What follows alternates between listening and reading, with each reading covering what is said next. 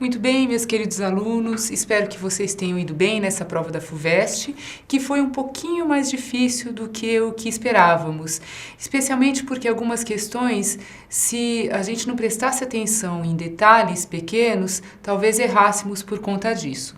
Mas então vamos comentar a prova V. A questão 71.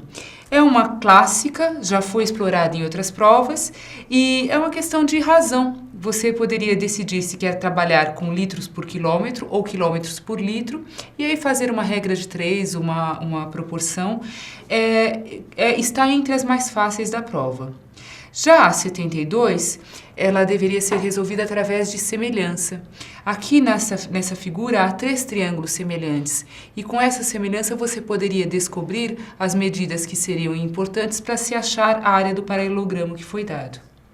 A 73 também está entre as mais fáceis. Ele já dá a sugestão aqui. Ele dá os valores de 2 logaritmos, o de 2 e o de 3. E aí é só você já nessa inequação colocar o logaritmo de base 10 nos dois lados da inequação e com isso você chegaria rapidamente à solução da questão. A 74 é uma questão de progressão aritmética e de geométrica. A grande dica é que ele dá o segundo termo da progressão aritmética e aí nós poderíamos escrever o primeiro termo e o terceiro termo, respectivamente, como sendo o segundo termo, que era 2, menos a razão. Então, o A1 seria 2 menos R e o A3, 2 mais R. Usando isso para se fazer a progressão geométrica, que ele também dá, e utilizando-se a propriedade do termo médio de uma progressão geométrica, chegaríamos a 2 possíveis valores da razão. E aí teríamos que prestar atenção no seguinte: como o primeiro termo da progressão aritmética, o A1, que a gente tinha chamado de 2 menos R, ele tem que ser maior do que 0, a razão que nós teríamos que escolher seria aquela que é menor do que 2. Ao fazer isso, nós descobriríamos a razão facilmente, né? Tinha 2 opções, a gente descobre a que nos convém. Muito bem.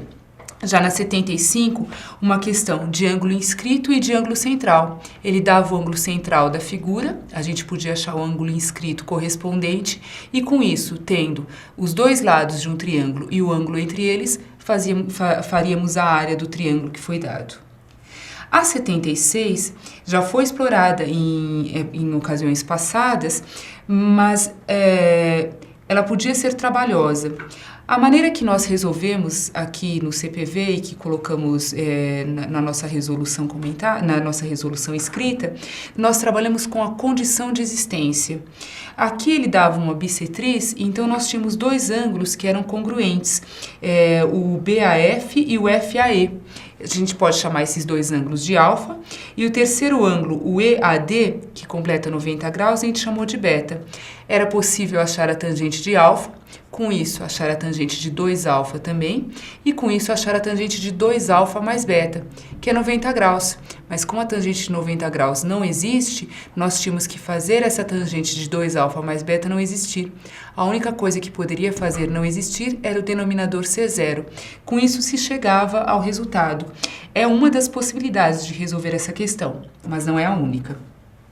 A questão 77, você tinha que perceber que, como é uma função do segundo grau, escrever a expressão correspondente de uma função de segundo grau e substituir, já que ele deu uma função em que tinha uma composta aqui. Tinha também que lembrar que quando 2 polinômios são iguais para qualquer valor de x, é porque eles são idênticos. Quando você fizesse a identidade de polinômios, descobriria os coeficientes de x² e de x, e aí a gente conseguiria achar o x do vértice da parábola, que era o que ele pedia. Na 78, é a mais trabalhosa da prova. Daria para resolver por sistema, ficaria um sistema terrível de se resolver, mas também tinha uma saída legal, que era achar a reta perpendicular à reta dada e que passava por aquele ponto de tangência. O centro da circunferência estará sobre essa reta.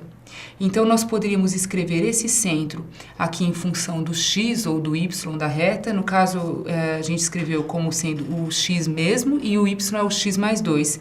E a distância do centro aos dois pontos dados é o raio, que tem que ser o mesmo. Então, com isso, a gente descobriria o valor desse x e aí descobriríamos o raio também. Na 79, uma questão de análise combinatória, usa-se apenas princípio fundamental da contagem, desde que se preste bastante atenção. Aqui a gente tem um arranjo com repetição. A gente ia fazer facilmente lá pelo princípio fundamental da contagem e teríamos que então pegar o total de todas as senhas possíveis e retirar aquelas senhas que tinham a sequência de 1 e de 3, né? O 1 seguido do 3. Você poderia contar essas sequências pensando o seguinte, ou os dois primeiros algarismos são 1 e 3, ou o segundo e o terceiro, ou o terceiro e o quarto. A gente retira esses que têm esses algarismos 1 e 3 seguidos. Lembrando que ao fazer esse tipo de contagem, nós contamos duas vezes aquele que começa com um 3 e termina com um 3. Então, a gente acrescentaria esse que retiramos duas vezes. E aí vai dar o 551, que é a resposta. E a última questão, ela é simples, mas talvez a dificuldade esteja em ter a visão espacial adequada dessa questão. Se nós fizéssemos uma secção pelo meio da pirâmide, nós veríamos triângulos que são semelhantes. Através da semelhança de triângulos, poderíamos descobrir a diagonal do quadrado que ele citava, né, que tinha os vértices nos baricentros de cada uma das faces laterais. Devemos lembrar também o seguinte, o baricentro ele divide a altura do triângulo equilátero na razão de 2:1 e não na metade. Se o aluno prestasse atenção nisso, ele conseguiria achar a diagonal daquele quadrado e, achando a diagonal, ficaria fácil ter a área, que é o que ele pediu. Bom, esperamos então que vocês tenham uma boa sorte, que passem para a segunda fase tranquilamente e até mais.